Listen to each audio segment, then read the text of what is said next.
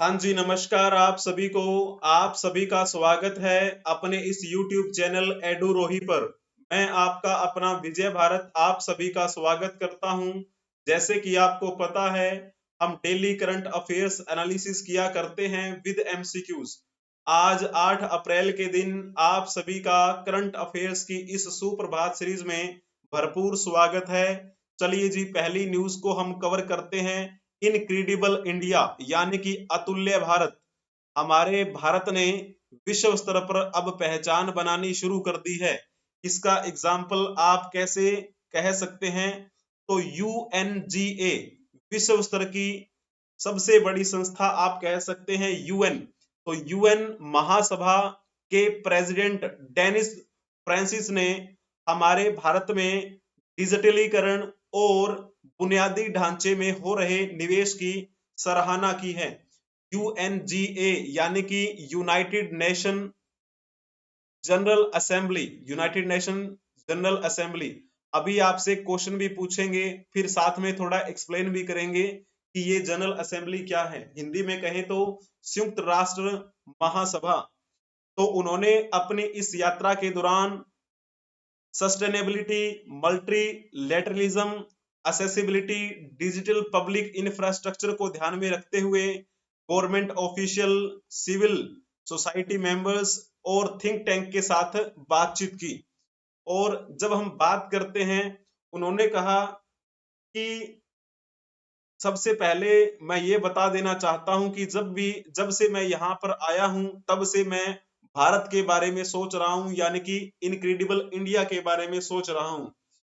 संयुक्त राष्ट्र महासभा के अध्यक्ष डेनिस फ्रांसिस ने भारत के डिजिटलीकरण के उपयोग की सराहना करते हुए कहा कि इससे वित्तीय समावेशन में भी सहायता मिली है, help achieve financial inclusion and poverty reduction में भी इसमें, यानी कि गरीबी जो है वो भी कम लाने में ये महत्वपूर्ण भूमिका निभा रहा है। ठीक है, और इससे देश को तुलनात्मक लाभ होगा, कंपेरेटिव एडवांटेज हमें इससे मिलेंगे, और इसको हम विश्व स्तर पर एक एग्जाम्पल के रूप में पेश कर सकते हैं, यानी कि वैश्विक समुदाय के साथ इसे साझा किया जा सकता है। तो ये कहा था उन्होंने एक इंटरव्यू में पीटीआई के साथ। और जैसे आपको पता है कि यूएनजीए का कौन सा सत्र चल रहा है, यूएनजीए, तो ये 78वां सेशन चल रहा है, 78th। ठीक है, तो आपको पता है यूएनजीए का जो सत्र होता है हर साल होता है ना, इसकी मीटिंग हर साल होती है। तो जैसे हम बात कर रहे होते हैं यूएन के बारे में, जिसे हम संयुक्त राष्ट्र कहते हैं या फिर बोल देते हैं संयुक्त राष्ट्र संगठन। तो वैसे अगर देखा जाए, वर्तमान में इसमें कितने देश हैं? 193 देश हैं। ठीक है, 193 देश। तो इन 193 देशों की जहां पर मीटिंग होती है, यानी कि जिस जगह पे, उसे आप क्या बोलते हैं? महासभा, यानी कि संयुक्त राष्ट्र महासभा। इंग्लिश में जैसे आपको मैंने अभी बताया था यूएनजीए। ठीक है, यूनाइटेड नेशन जनरल असेंबली। तो जितने भी इस संयुक्त राष्ट्र के सदस्य देश हैं, सभी का प्रतिनिधित्व महासभा में ही होता है। तो सबसे नवीनतम देश कौन सा है जिसने यूएन में ज्वाइन किया था? तो जिन्होंने लिखा होगा ना दक्षिणी सूडान, उनका बिल्कुल ठीक रहेगा। दक्षिणी सूडान जो है वो सबसे नवीनतम देश है, और कहा जाता है कि ये दक्षिणी सूडान जो था 2011 में इसका सदस्य बना, और उससे पहले क्या था, ये सूडान का ही हिस्सा था। सूडान अब एक अलग देश बन गया, उसी सूडान से अलग होके ये दक्षिणी सूडान जो है वो स्वतंत्र हुआ, और स्वतंत्रता के एक हफ्ते के भीतर भीतर इसने संयुक्त राष्ट्र की सदस्यता ग्रहण कर ली। जब हम बात कर रहे होते हैं यूएनजीए के बारे में, यूएनजीए ये संयुक्त राष्ट्र का मुख्य विचार, नीति निर्धारण और प्रतिनिधि का अंग है। जितने भी यूएन के सदस्य देश हैं, यानी कि 193 देश, सभी का प्रतिनिधित्व इसी महासभा में होता है, जिससे यह सार्वभौमिक प्रतिनिधित्व वाला संयुक्त राष्ट्र का एकमात्र निकाय माना जाता है। ठीक है, यूएनजीए। तो इसमें आपको पता लग गया, हर साल संयुक्त राष्ट्र की पूर्ण सदस्यता वार्षिक महासभा सत्र सितंबर में आयोजित किया जाता है, यानी कि जो भी सदस्य देश हैं यूएन के, तो उनका जो सत्र होता है वो सितंबर में होता है महासभा के द्वारा। तो चलिए जी, अब इसके बारे में बताने का प्रयास करेंगे, आप जल्दी से बताएंगे।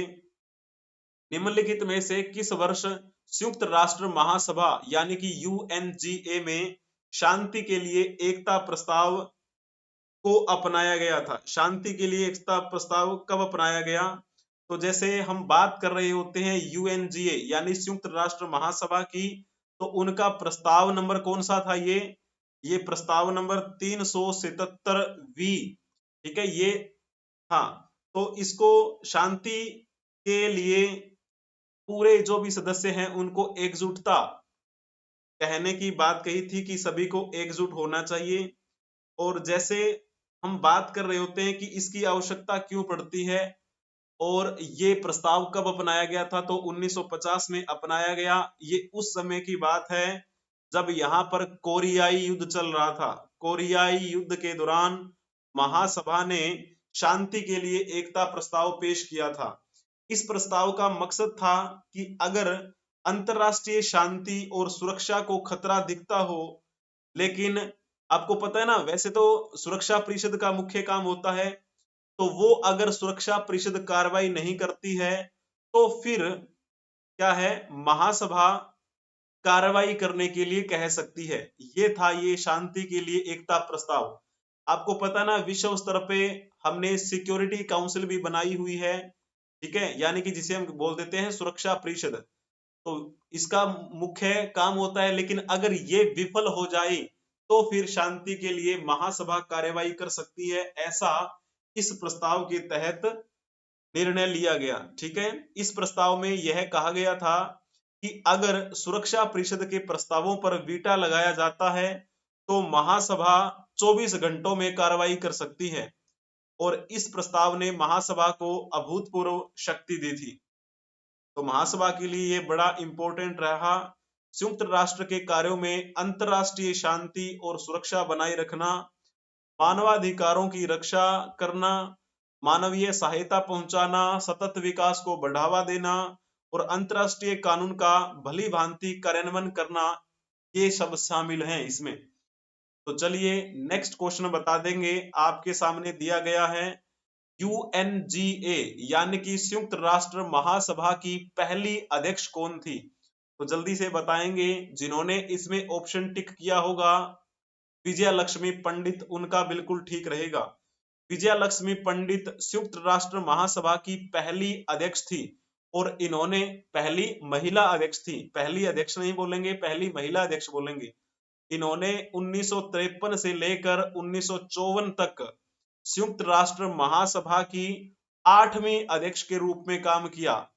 वैसे अध्यक्ष के रूप में इनका ये कौन सा था? 8वीं अध्यक्ष के रूप में काम किया, लेकिन पहली महिला थी जो अध्यक्ष बनी। इनसे पहले किसी भी महिला ने अध्यक्षता का पद नहीं संभाला था यूएनजीए में। ठीक है, इस पद पर आसीन होने वाली दुनिया की पहली ये महिला थी। विजया लक्ष्मी पंडित एक भारतीय स्वतंत्रता सेनानी, एक अच्छी राजनेता थी, ठीक है ना, और वह पूर्व स्वतंत्र भारत में कैबिनेट पद संभालने वाली पहली भारतीय थी। उन्होंने 1962 से 1964 तक महाराष्ट्र की राज्यपाल के रूप में भी काम किया। महाराष्ट्र की राज्यपाल भी रही, कब से कब तक? तो 1962 से 1964 तक। तो ये पॉइंट हुआ आपका, बहुत ही बढ़िया है। विजया लक्ष्मी पंडित पंडित जवाहरलाल नेहरू की बहन थी। उन्होंने संयुक्त राष्ट्र में भारतीय प्रतिनिधित्व मंडल का नेतृत्व भी किया।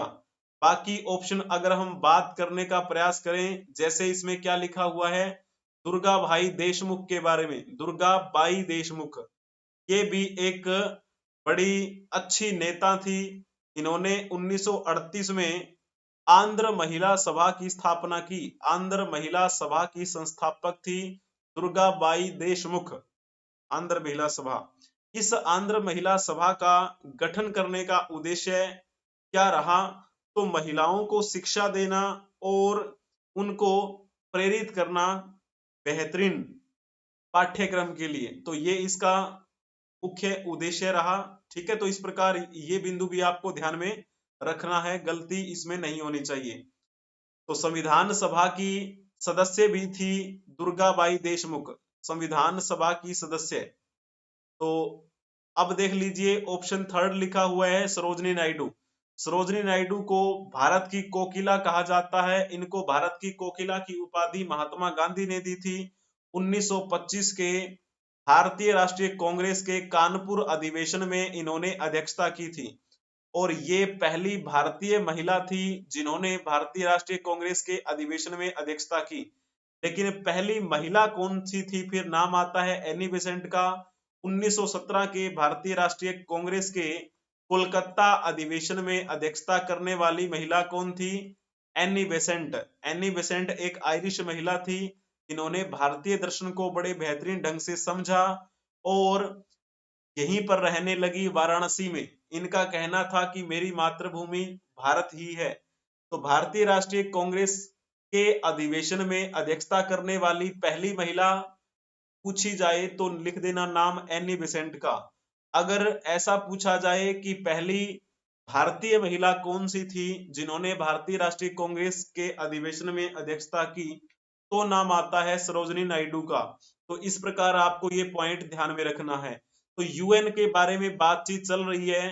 तो यूएन के संवैधानिक चार्टर में कितने अनुच्छेद हैं और कितने अध्याय हैं, तो आपको इसमें बताना है। जल्दी से बताने का प्रयास करेंगे आप सभी। तो जैसे आपको पता है यूएन एक अंतरराष्ट्रीय संगठन है। इसकी स्थापना कब हुई थी? 1945 में, द्वितीय विश्व युद्ध के बाद।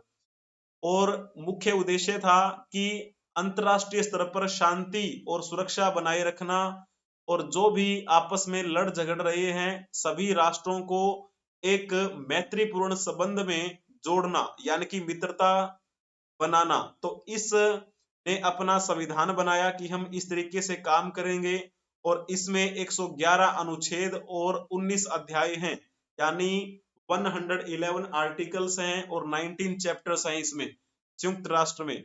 जैसे हम बात कर रहे होते हैं अध्याय 1 के बारे में, यानी कि चैप्टर 1, तो इसमें क्या कहा गया है? इसमें संयुक्त राष्ट्र के उद्देश्य और सिद्धांतों के बारे में चर्चा की गई है। उद्देश्य और सिद्धांतों के बारे में बताया गया है चैप्टर 1 में। और चैप्टर 2 की बात करते हैं तो इसमें संयुक्त राष्ट्र की सदस्यता के लिए क्या मानदंड है, यानी कि सदस्यता के लिए मानदंड क्या होने चाहिए, वो बताए गए हैं चैप्टर 2 में। जब हम चैप्टर 3 की बात करते हैं तो इसमें यूएन के जो महत्वपूर्ण 6 अंग है ना, उन अंगों के बारे में बताया गया है। यूएन के 6 अंग जो हैं उनके बारे में। जैसे आपको पता है सबसे महत्वपूर्ण अंग अभी बताया क्वेश्चन में, यानी न्यूज हमने कवर की थी, महासभा। यूएन महासभा सबसे बेसिक अंग है। फिर जब बात करते हैं यूएन सुरक्षा परिषद है ना, सिक्योरिटी काउंसिल यूएनएससी, जिसमें भारत स्थायी सदस्य बनना चाहता है, भरसक प्रयास कर रहा है। ब्राजील भी चाह रहा है और जापान भी, ठीक है ना। तो इस प्रकार बहुत से देश चाहते हैं कि वो स्थायी सदस्य बन जाए यूएनएससी में। तो ये जो यूएनएससी है दूसरा महत्वपूर्ण अंग है इस यूएन का। तो फिर जब बात करते हैं आर्थिक और सामाजिक परिषद, तीसरा है ट्रस्टशिप परिषद, चौथा अंतरराष्ट्रीय न्यायालय की बात करें तो पांचवा, और सचिवालय की बात करें तो ये छठा। तो इस प्रकार 6 महत्वपूर्ण अंग हैं। इनकी जानकारी चैप्टर 3 में दी गई है संवैधानिक चार्टर में। और जब हम बात करते हैं चैप्टर 4 से लेकर चैप्टर 15 तक, यहाँ पर इसमें इस जो भी अंगों के बारे में हमने बात की, इनके क्या कार्य हैं और क्या क्या इनकी शक्तियां हैं, तो ये सब परिभाषित किया गया है इसमें। चैप्टर 16 से लेकर चैप्टर 17 की बात करते हैं तो संयुक्त राष्ट्र को अन्य अंतरराष्ट्रीय संगठनों से जोड़ते हैं ये, और चार्टर में संशोधन का प्रावधान करते हैं। और 17 के बाद की अगर बात करते हैं तो जैसे और गतिविधियां बाकी जो हैं हमें देखने को मिलती हैं इसमें, ठीक है। तो मोटा मोटा हमने बात किया यूएन के संवैधानिक चार्टर के बारे में और 6 महत्वपूर्ण अंगों के बारे में कहाँ जानकारी मिलती है? तो संवैधानिक चार्टर के अध्याय 3 में। और इस महासभा के वर्तमान में अध्यक्ष कौन है? तो अभी मैंने आपको बताया था, जो न्यूज में बने हुए थे जिन्होंने सराहना की थी, नाम क्या था? अभी बताया था, डेनिस फ्रांसिस। ठीक है, तो ये याद रहेगा वर्तमान में यूएन महासभा के अध्यक्ष कौन है। तो चलिए जी, बहुत ही बढ़िया है। अब हम नेक्स्ट न्यूज की तरफ चलते हैं। Over a lakh complaints filed through C vigil app in Kerala. तो आपको पता है, अभी जो हमारा भारत का निर्वाचन आयोग है, भारतीय निर्वाचन आयोग, उन्होंने सी विजिल ऐप को लॉन्च किया था ताकि जो भी इलेक्शंस में धांधली होती है उन धांधली को रोका जा सके। मुख्य मकसद यही था कि जो भी पार्टियां इलेक्शन लड़ रही हैं, क्या वो आचार संहिता का पालन कर रही हैं? आदर्श आचार संहिता जो लागू कर दी गई है निर्वाचन आयोग के द्वारा, तो क्या वो सब इसका पालन कर रही हैं? अगर नहीं कर रही है तो उन पर कार्रवाई होगी। तो सी विजिल ऐप के बारे में हमने न्यूज को कवर किया था जब ये लॉन्च की गई थी। ठीक है, तो इसमें कहा गया है कि लगभग 1,07,202 कंप्लेंट्स मिली हैं, जिनमें 1,05,356 जो हैं वो बिल्कुल सटीक न्यूज हैं, यानी कि बिल्कुल ठीक है। वो किसी प्रकार की बेफालतू की न्यूज यानी बेफालतू की शिकायत नहीं है। ठीक है, तो ये जानकारी किसने दी है? तो ये जानकारी दी है केरल के चीफ इलेक्टोरल ऑफिसर ने, जिनका नाम है संजय कौल। तो उन्होंने कहा है कि चुनाव अधिकारियों को इस ऐप के माध्यम से 1,07,000 से अधिक शिकायतें मिल चुकी हैं। 16 मार्च को लोकसभा चुनाव की घोषणा हुई थी, आपको बताया भी था उस समय। तो उस लोकसभा के चुनाव की घोषणा से लेकर कल यानी 7 अप्रैल तक 1,05,356 जो शिकायतें हैं वो सही मिली हैं। बड़ी संख्या में शिकायतें अनाधिकृत बैनरों के इस्तेमाल से संबंधित हैं।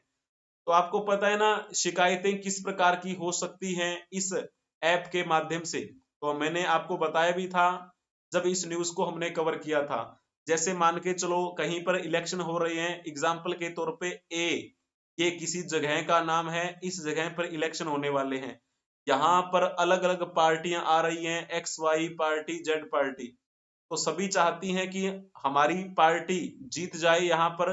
तो कई पार्टियां अलग अलग तरीके अपनाती है, कोई शराब बांट देती है, कोई पैसा बांट देती है। ठीक है ना, तो अलग अलग इस प्रकार के वो एक आचार संहिता का उल्लंघन करते हैं। ठीक है, पैसा बांट देते हैं। तो इसीलिए सी विजिल ऐप जारी किया था निर्वाचन आयोग ने कि अगर आपको ऐसा कहीं दिखता है कि कोई पार्टी पैसा बांट रही है या फिर शराब अवैध रूप से दी जा रही है लोगों को, तो आप हमें शिकायतें दीजिए। तो अब आप देख पा रहे होंगे, और इसमें साथ में ये भी कहा गया है कि अगर कोई पार्टियां बैनर लगा रही हैं अवैध तरीके से, तो उसके बारे में भी आपको बताना है। तो ये जो न्यूज अभी आई है, यानी कि संजय कौल ने कहा है कि 1,07,000 से अधिक शिकायतें मिली हैं और 1,05,356 सही पाई गई हैं, करेक्ट पाई गई हैं। इनमें ज्यादातर न्यूज किससे संबंधित है? अवैध बैनर से संबंधित हैं। ठीक है ना, तो इस प्रकार आपको ये बात ध्यान में रखनी है। ज्यादातर कहा है, वैसे लगभग 93,540 के आसपास न्यूज जो हैं वो अवैध बैनर से संबंधित हैं। ये सी विजिल जो ऐप है उसका यहाँ पर आप सिंबल देख पा रहे होंगे, इनकी ऑफिशियल वेबसाइट से उठाया है मैंने। और यहाँ पर उस विजिल ऐप को प्रचार प्रसारित करने के लिए ये एक कैंपेन चलाया गया था। तो यहाँ पर आपको पता होगा कि शिकायतें कर सकते हैं, इसके लिए इस ऐप को लॉन्च किया गया। तो हो सकता है ना कि कोई झूठी न्यूज, झूठी शिकायतें उन तक पहुंचा दे, तो फिर तो क्या है, एक अव्यवस्था सी फैल जाएगी। तो इस सी विजिल ऐप पे कोई बेफालतू की कंप्लेन ना कर पाए, इस वजह से इन्होंने कुछ शर्तें जारी कर रखी हैं। तो सी विजिल ऐप वहीं पर एलिजिबल होगी जिस सीमा के अंतर्गत कोई भी निर्वाचन आयोजित किया जा रहा है, यानी कि जहां पे वोटिंग हो रही है ना उसी के आसपास ये होगा। और ऐसा नहीं है कि दूसरे स्टेट में कोई शिकायत कर रहा है, तो ऐसा कुछ नहीं होगा। और सी विजिल ऐप में अगर आप शिकायत करना चाहते हैं तो आपको वीडियो क्लिप जो है वहीं उसी एप्लीकेशन में जाके बनानी पड़ेगी। ऐसा नहीं है कि आपकी फोन की गैलरी में वो वीडियो पड़ी है प्राचीन, कोई साल 2 साल पुरानी, आप वो भी डाल दें। ठीक है ना, तो थोड़ा सा इसमें क्या है, सुधार लाने के लिए ये जो स्टेप हैं वो उठाए गए हैं। सिस्टम के दुरुपयोग को रोकने और एक ही स्थान से शिकायतों की पुनरावृत्ति से बचने के लिए सिस्टम एक ही व्यक्ति द्वारा एक के बाद लगातार शिकायतों के बीच 5 मिनट का विलंब रखता है। ठीक है ना, तो और भी इसमें कई चीजें हैं। यहाँ पर नंबर दिया गया है 1800111950। ठीक है, तो आपके किसी क्षेत्र में अगर ऐसा दिखता है कि कोई पार्टी मतलब कुछ ऐसा काम कर रही है जो आचार संहिता का उल्लंघन करती है, तो आप भी शिकायत कर सकते हैं। सिंपल सी बात है, समझने का प्रयास करेंगे। मान के चलो कि आपके आसपास कोई भी पार्टी हो, चाहे अगर वो उनके कार्यकर्ता पैसा बांटते हैं, शराब दे देते हैं और कुछ जो है कुछ अन्य चीजें मुहैया करवा देते हैं, तो आपको क्या लगता है वो इलेक्शन जीतने के बाद विकास करेंगे क्या? बिल्कुल भी नहीं करेंगे। उन्होंने तो पैसे बांट के इलेक्शन जीता है ना, तो फिर वो काम क्यों करेंगे? छोटे स्तर पर सोच के देखिए, फिर आप इसका डिसीजन बड़े स्तर पर ले पाएंगे। ठीक है, छोटी छोटी बातें मगर महत्वपूर्ण बातें। अब आप नॉर्मल सी बात है, मोबाइल ऐप सी विजिल किस उद्देश्य से लॉन्च किया गया है, अभी हमने सारी की सारी गाथा पढ़ी। तो जाहिर सी बात है, नागरिकों को चुनाव आचार संहिता के उल्लंघन की रिपोर्ट करने में सक्षम बनाना, यानी कहीं पर कोई पार्टी उल्लंघन कर रही हो आचार संहिता का, तो इस एप्लीकेशन के माध्यम से शिकायत कर सकते हैं। ठीक है ना, तो आपको ये बात ध्यान में रखनी है। चलिए जी, तो वैसे जिला निर्वाचन अधिकारी एक कुछ दिन पहले उन्होंने कहा था कि विजिल ऐप एक उपभोक्ता अनुकूल मोबाइल एप्लीकेशन है जिसे संचालित करना बिल्कुल आसान है, जिसका उपयोग वर्तमान संसदीय निर्वाचन की घोषणा की तारीख से उल्लंघनों की रिपोर्टिंग के लिए किया जा सकता है। ठीक है ना, तो सिंपल सी बात है, सभी नागरिकों का ये कर्तव्य बनता है। मैंने आपको क्या बताया था, ये कहाँ की खबर है? ये केरल की खबर है। और केरल में किसने कहा था? तो वहां के जो इलेक्टोरल चीफ थे, यानी कि संजय कौल, मुख्य निर्वाचन अधिकारी केरल के संजय कौल जो है, उन्होंने ये जानकारी दी। अब केरल में एक क्वेश्चन पूछ लेते हैं केरल से संबंधित। केरल के वर्तमान में मुख्यमंत्री कौन है? जल्दी से आप बता देंगे? तो जिन्होंने लिखा होगा ना ऑप्शन बी, उनका बिल्कुल ठीक रहेगा। केरल के वर्तमान मुख्यमंत्री हैं पिनरई विजयन। जब हम बात करते हैं सिद्धारमैया के बारे में, सिद्धारमैया वर्तमान में कर्नाटक के मुख्यमंत्री हैं। नवीन पटनायक की बात की जाए तो ये वर्तमान में ओडिशा के मुख्यमंत्री हैं। बहुत बढ़िया। सुखविंदर सिंह सुक्खू की बात की जाए तो ये वर्तमान में हिमाचल प्रदेश के मुख्यमंत्री हैं। कोई बात क्लियर? बहुत ही बढ़िया।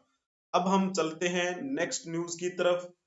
ईडी के बारे में बहुत दिनों से खबरें आ रही हैं और ईडी और केजरीवाल के बीच में मैंने आपको बहुत सी न्यूज बताई थी। ठीक है, हमने कवर किया। तो केजरीवाल अभी तो जेल में है, तो अब एक नया हम न्यूज देख लेते हैं ईडी से संबंधित। तो ईडी ने हेमंत सोरेन के खिलाफ मनी लॉन्ड्रिंग मामले में फ्रिज, टीवी, स्मार्ट टीवी चालान को सबूत के तौर पे इस्तेमाल किया है। हेमंत सोरेन के बारे में तो जानते ही होंगे आप, ये झारखंड के पहले मुख्यमंत्री हुआ करते थे। ठीक है, तो अब उन पर घोटाले का आरोप लगा है और ईडी इसकी क्या है, तहकीकात कर रही है। तो मिस्टर सोरेन को अरेस्टेड कर लिया गया था ईडी द्वारा 31 जनवरी को। इन पर क्या है, मनी लॉन्ड्रिंग मामले में, ठीक है, इनको ये गिरफ्तार किया। कहा गया है कि इन्होंने 31 करोड़ की जो जायदाद है, यानी कि 31 करोड़ से अधिक मूल्य की 8.86 एकड़ जमीन हासिल कर ली है अवैध रूप से। झारखंड के पहले ये सीएम हुआ करते थे, हेमंत सोरेन। तो जितने भी रेफ्रिजरेटर के इनवॉइस हैं या फिर स्मार्ट टीवी के इनवॉइस हैं, उनको भी एविडेंस के रूप में प्रस्तुत कर रही है ईडी। तो कितना ये सही है, आप एनालिसिस करने का प्रयास करें।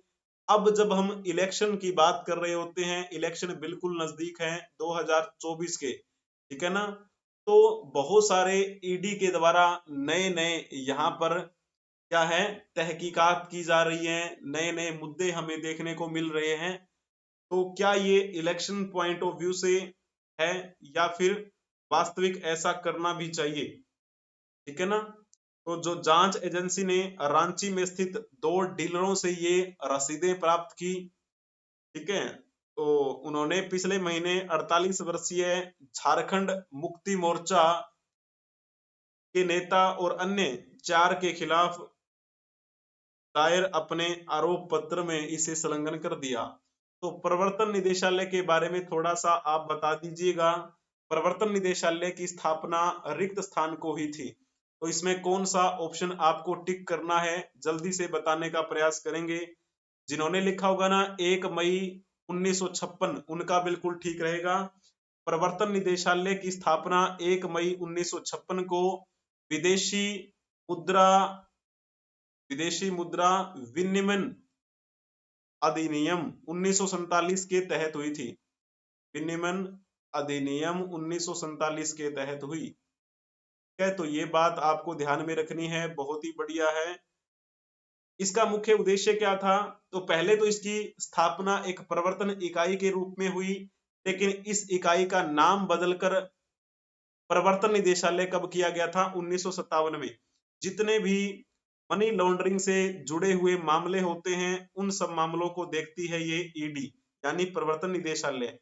भारत सरकार की एक आर्थिक खुफिया एजेंसी की तरह ये काम करती है, ठीक है। और जितने भी हेरा फेरी से कमाए गए पैसे हैं, कमाई गई संपत्ति है, उनकी जांच करना, अगर वो अवैध पाई जाती है तो इनको अपने अधिकार क्षेत्र में लेना इसी का काम है, ठीक है ना। और ईडी कुछ कानूनों को लागू करता है, जैसे विदेशी मुद्रा प्रबंधन अधिनियम 1999 और धन शोधन निवारण अधिनियम 2002। तो इस प्रकार आपको ये बात ध्यान में रखनी है, इसमें किसी प्रकार का कोई आपका गलत नहीं होना चाहिए। और जब बात कर रहे होते हैं 17 अप्रैल 1952 को क्या हुआ था, तो आप कहेंगे पहली लोकसभा का गठन हुआ। पहली लोकसभा का गठन कब हुआ, 17 अप्रैल 1952 को हुआ। वर्तमान में जो इलेक्शन होने वाले हैं 2024 के, तो फिर आप ये बताइए कि लोकसभा का ये कौन सा सेशन हो जाएगा। पहली लोकसभा का गठन तो 17 अप्रैल 1952 को हुआ। अब जो लोकसभा का गठन होगा वो कौन सा होगा, यानी कि वो 17वीं लोकसभा होगी, वो 18वीं लोकसभा होगी, या फिर वो 19वीं लोकसभा होगी।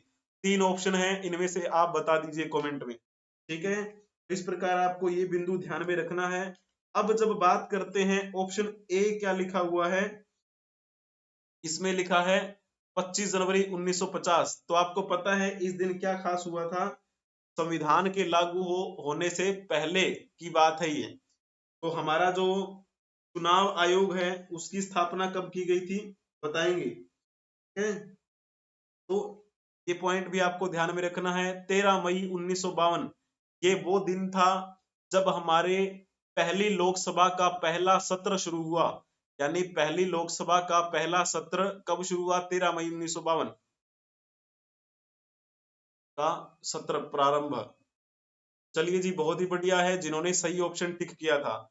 अभी जो बात हम कर रहे थे, झारखंड की बात कर रहे थे, झारखंड के सीएम रहे हेमंत सोरेन को गिरफ्तार कर लिया ईडी ने 31 जनवरी को। तो अब झारखंड के वर्तमान में मुख्यमंत्री कौन है, फिर आपसे ये पॉइंट पूछा है तो बताने का प्रयास करेंगे इसमें कौन सा ठीक रहेगा। तो जिन्होंने इसमें लिखा होगा ना चंपई सोरेन, उनका बिल्कुल ठीक रहेगा, बहुत ही बढ़िया है। नीतीश कुमार की बात की जाए तो नीतीश कुमार वर्तमान में कहां के मुख्यमंत्री हैं, तो वर्तमान में ये बिहार के मुख्यमंत्री हैं। नायब सिंह सैनी की बात की जाए तो ये वर्तमान में हरियाणा के मुख्यमंत्री हैं और थोड़े ही दिन पहले हरियाणा के मुख्यमंत्री मनोहर लाल खट्टर ने इस्तीफा दे दिया था और वर्तमान में फिर नायब सिंह सैनी हरियाणा के मुख्यमंत्री हैं। तो ये पॉइंट आपको ध्यान में रखना है।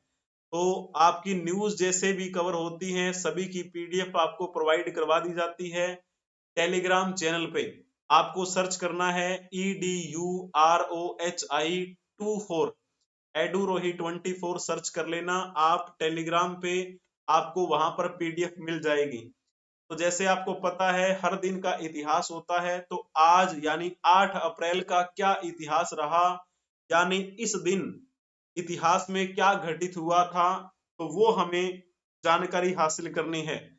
तो ये वो दिन है जिस दिन 1950 में यानी कि 8 अप्रैल 1950 को एक समझौता हुआ था जिसे क्या बोला जाता है, जिसे कहते हैं हम नेहरू लियाकत समझौता। नेहरू लियाकत समझौता 8 अप्रैल आज ही के दिन 1950 में हुआ था। इसका मुख्य उद्देश्य क्या रहा? इसका मुख्य उद्देश्य, नेहरू कहाँ के थे? ये तो भारत के थे, और लियाकत जो है वो लियाकत अली खान ये पाकिस्तान के थे। 1947 में भारत से पाकिस्तान अलग हो गया था, आपको पता है। फिर बहुत नरसंहार भी हुआ था और कुछ जो पाकिस्तान की वर्तमान की धरती से भारत में आ गए थे और कुछ भारत से पाकिस्तान चले गए थे। तो फिर जैसे अलग राष्ट्र बनने के बाद भारत की तरफ से प्रधानमंत्री जवाहरलाल नेहरू और पाकिस्तान की तरफ से प्रधानमंत्री लियाकत अली ने एक समझौते पर साइन किए थे। इस समझौते के तहत कहा गया कि जो भी आपके देश में अल्पसंख्यक रह रहे हैं, अल्पसंख्यक, उनके अधिकारों की रक्षा होनी चाहिए, ठीक है ना। अल्पसंख्यकों के अधिकारों की रक्षा हेतु ये समझौता किया गया था, ठीक है। उन्होंने ये सुनिश्चित किया कि अपने अपने देश में, चाहे भारत में हो चाहे पाकिस्तान में, तो भारत में जो अल्पसंख्यक रहते हैं उनमें समानता का भाव रखा जाए, सुरक्षा का भाव रखा जाए। पाकिस्तान में अगर कोई अल्पसंख्यक हैं तो उनके साथ समानता का भाव होना चाहिए। हर देश में आने जाने की आजादी हो, काम करने की आजादी हो, कानून के दायरे से, कानून के दायरे से बाहर नहीं। अगर कानून के दायरे में रहकर अगर कोई बोलता है तो वो ऐसा करे, कानून के दायरे में रह के अपनी जो मान्यता है उसे माने, कोई दिक्कत नहीं। तो इस पर साइन कब किए गए थे? यानी कि साइन हुए थे 8 अप्रैल 1950 को, लेकिन ये मसौदा तैयार कब किया गया था? तो लगभग एक सप्ताह की बात है, एक सप्ताह पहले 2 अप्रैल 1950 को ये मसौदा तैयार हुआ और फाइनली साइन कब किए गए थे? तो ये बात है 8 अप्रैल 1950 की। तो इस प्रकार आपको ये पॉइंट ध्यान में रखनी है। चलिए जी, बहुत बढ़िया है। अब आप कुछ क्वेश्चन बताएंगे पंडित जवाहरलाल नेहरू से। आपको पता है ना, पंडित जवाहरलाल नेहरू हमारे भारत के पहले प्रधानमंत्री थे। तो जैसे हमने अभी बात की नेहरू लियाकत समझौते की, नेहरू लियाकत समझौते की, उस समय हमारे प्रधानमंत्री यही थे। तो जब अब बताने का प्रयास करेंगे पंडित जवाहरलाल नेहरू के बारे में, कौन सा ऑप्शन ठीक रहेगा? क्या पूछा गया है, इनका जन्म कब हुआ था? जिन्होंने लिखा होगा ना ऑप्शन सी, उनका बिल्कुल ठीक रहेगा। 14 नवंबर 1889 को इनका जन्म हुआ था और 14 नवंबर को यानी कि इनके जन्मदिन के उपलक्ष्य में हम क्या मनाते हैं? हम बाल दिवस मनाते हैं। और इनको क्या बोला जाता था? इनको चाचा नेहरू कहा जाता था, चाचा नेहरू। 14 नवंबर 1889 को इनका जन्म प्रयागराज में हुआ था। इनके पिताजी का नाम क्या था? मोतीलाल नेहरू। और जब बात करते हैं ये कब से कब तक हमारे प्रधानमंत्री रहे, तो आपको पता है 1947 से लेकर 1964 तक इन्होंने हमारे भारत के प्रधानमंत्री के रूप में काम किया था। नेहरू जी की बात करें तो 1930 के दशक की या फिर 1940 के दशक की, तो भारत के स्वतंत्रता संग्राम में महत्वपूर्ण नेताओं में से एक माने जाते हैं। 1950 के दशक में संसदीय लोकतंत्र, धर्मनिरपेक्षता और विज्ञान और प्रौद्योगिकी को इन्होंने बढ़ावा दिया था। नेहरू एक अच्छे राइटर भी थे, और जब ये जेल में गए थे तो इन्होंने एक पुस्तक लिखी थी 1929 में प्रकाशित हुई, वो letters from a father to his daughter. और फिर इन्होंने एक 1936 में बायोग्राफी लिखी, एन ऑटोबायोग्राफी। आपको पता है बड़ी प्रसिद्ध पुस्तक है द डिस्कवरी ऑफ इंडिया, पूरे विश्व भर में पढ़ी जाती है, तो 1946 में प्रकाशित हुई। ठीक है, तो ये प्रकार आपको बातें ध्यान में रखनी है। चलिए जी, तो भारत में उनके जन्मदिन के उपलक्ष्य में ही बाल दिवस मनाया जाता है। और इनकी मृत्यु कब हुई थी? 1964 में। तो 1889 में इनका जन्म हुआ प्रयागराज में, और इनकी मृत्यु 1964 में कहाँ हुई? 27 मई को नई दिल्ली में। नई दिल्ली में 74 वर्ष की उम्र में इनकी मृत्यु हो गई थी। इनकी जो बच्ची थी, क्या नाम था उनका? इंदिरा गांधी। इंदिरा गांधी के बारे में तो आपको पता ही है, जब इमरजेंसी लगाई गई थी तब कौन सी प्रधानमंत्री थी? यही थी इंदिरा गांधी। और इन्हीं के सहयोग से ही जो पाकिस्तान था वो क्या है? पूर्वी पाकिस्तान बांग्लादेश का स्वरूप ले गया। ठीक है ना, उसकी कहानी हम फिर कभी देखेंगे, और वैसे थोड़ी बहुत तो हम पढ़ते ही रहते हैं। पंडित जवाहरलाल नेहरू पहली बार महात्मा गांधी से कब मिले थे? आपको पता है ना, महात्मा गांधी के बड़े चहेते कहे जाते थे पंडित नेहरू। तो उनसे पहली मुलाकात कब हुई थी? पहली मुलाकात, चलो जी इसमें ऑप्शन गलत लिखा हुआ है, कोई बात नहीं। 1916 में मुलाकात हुई थी, कोई बात नहीं, टाइपिंग मिस्टेक है। 1916 में मिले थे वो। और जब बात करते हैं महात्मा गांधी दक्षिणी अफ्रीका से कब लौटे थे, तो 9 जनवरी 1915 को वो लौटे, और अगले साल फिर मुलाकात हुई इनकी पंडित जवाहरलाल नेहरू से। पंडित नेहरू इनसे बड़े प्रभावित हुए। महात्मा गांधी जब भारत में लौटे 9 जनवरी को, तो उनके आने के उपलक्ष्य में 9 जनवरी राष्ट्रीय प्रवासी दिवस के रूप में मनाया जाता है। और जब हम बात कर रहे होते हैं इस दिन की मुख्य घटना, तो फोटो देखकर आप पहचान गए होंगे कि इस दिन क्या हुआ था। 8 अप्रैल, 8 अप्रैल, ये है फोटो, किसकी है ये? मंगल पांडे। तो 8 अप्रैल 1857 को भारत के प्रथम स्वतंत्रता संग्राम के दौरान अंग्रेजों पर पहली गोली चलाने वाले मंगल पांडे को फांसी दे दी गई थी। मंगल पांडे, ठीक है ना, इनको फांसी दे दी गई थी अंग्रेजों के द्वारा आज ही के दिन। तो आज हम उनको श्रद्धांजलि अर्पित करते हैं। इनका जन्म कब हुआ था? तो इनका जन्म हुआ था 19 जुलाई 1827। 19 जुलाई 1827 में इनका जन्म हुआ। वर्तमान की दृष्टि से देखा जाए तो वो इनका जन्म स्थान वर्तमान में उत्तर प्रदेश में पड़ता है, फैजाबाद जिले में। और इनकी मृत्यु कब हुई, यानी इनको फांसी कब दी गई थी? फांसी दी गई थी आज ही के दिन, 8 अप्रैल 1857 को। और कहां पर? बैरकपुर में। इनके पिताजी दिवाकर पांडे, इनकी माताजी का नाम अभय रानी था। स्वतंत्रता संग्राम 1857 में महत्वपूर्ण योद्धा ये रहे। ठीक है ना, चलिए जी, बहुत बढ़िया। अब आप क्वेश्चन बता देंगे, मंगल पांडे किस पैदल सेना से संबंधित थे? तो इसमें से कौन सा ऑप्शन ठीक रहेगा? वे कोलकाता के पास बैरकपुर की सैनिक छावनी में 34वीं बंगाल नेटिव इन्फेंट्री की पैदल सेना के 1446 नंबर के सिपाही थे। 1446 नंबर था उनका। और कौन सी छावनी में? बैरकपुर छावनी में। बैरकपुर छावनी में पैदल सेना जैसे हुआ करती थी, उसमें 34वीं बंगाल नेटिव इन्फेंट्री के ये 1446 नंबर के सिपाही थे, यानी कि नंबरिंग की जाती थी इतने कितने सैनिक हैं, इस प्रकार से। भारत की आजादी की पहली लड़ाई यानी कि 1857 के संग्राम की शुरुआत उन्हीं के विद्रोह से हुई थी। आपको पता है इन्होंने क्या किया था? इन्होंने चर्बी वाले कारतूस प्रयोग करने से मना कर दिया, और फिर जो है अंग्रेजों ने इसका विरोध किया, तो इन्होंने अंग्रेजों को मार भी दिया था। 2 अंग्रेजों को मार दिया था। ठीक है, एक का नाम क्या था? बाघ।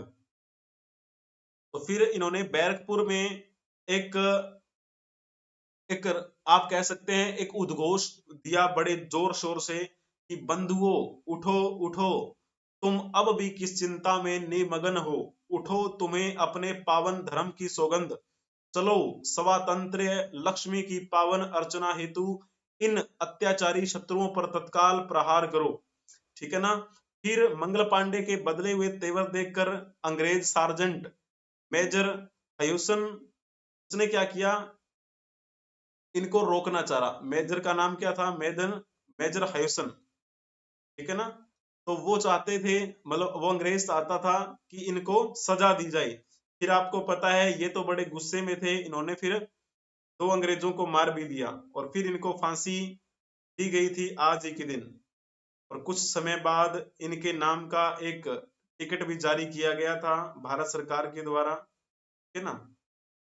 चलो जी, बहुत बढ़िया है। अब आप अगर बात करना चाहें तो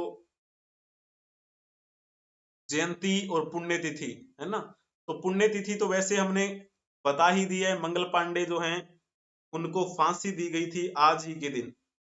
और इस दिन क्या हुआ था, आज ही के दिन एक और निधन हुआ था 8 अप्रैल 1894 को। तो किसका निधन हुआ था, बंकिम चंद्र चट्टोपाध्याय। यानी वैसे तो बहुत घटनाएं हैं, लेकिन जो आप जब तैयारी करते हैं अपने एग्जाम की तब आप बहुत से नाम यूज किया करते हैं, तो कुछ इंपॉर्टेंट जो नाम होते हैं उनके बारे में आपको बता देते हैं।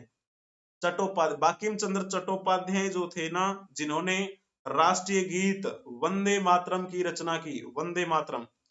तो उस वंदे मातरम के रचनाकार बंकिम चंद्र चट्टोपाध्याय का आज ही के दिन 8 अप्रैल 1894 को निधन हुआ था। ठीक है ना।